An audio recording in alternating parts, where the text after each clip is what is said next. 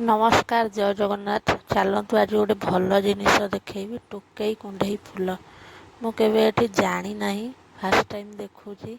आ खाऊची मध्य। चलतु केमिति कौन मु प्रस्तुति करुँची आपण मैंने देखु। बाड़ी रे बहुत सारा फूल होता तोली नहीं आसली भल भाव ये बाछीदेवे युवाक बाछिकी परिष्कार कर धोई ने धोई सारिकी चलतु देखो तादर कौन कौन सब पड़ुची मसला सोरिष मसला आ किसी पेस्ट है आलू छोट छोट कर काटी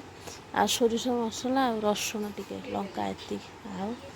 सोरिष तेल देदेली पंचफुटण गोटे लंका देदेली तापर आपण मैंने देखो रसुण टिके छुंक लगेदेवे आधे से आलू को पकईदे मुझे डायरेक्ट कर मत जमी आसे मुझे करती आपण मैंने जो पुराणा लोक थे करेंगे खाई निश्चित आपण प्रस्तुति बनइबे। चलते देखना सोरिष मसला देदेली चलतु आमर ताधे टोकई कुंडई फूल देदेली देखो तरकारी प्रस्तुत हो गला। फूल पकई सारापर कि भजा भड़ी आउ टिके आंब सुखिला आंब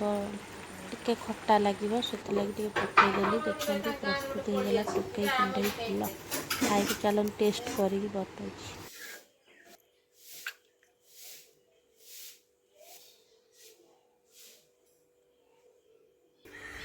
हे मारली किए मारी मु मारी साइलिन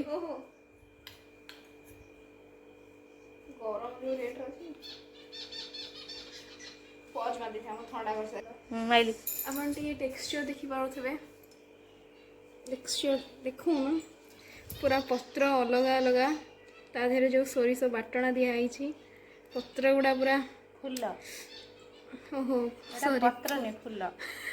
तो खाई कौन खाई के कुआ केमती है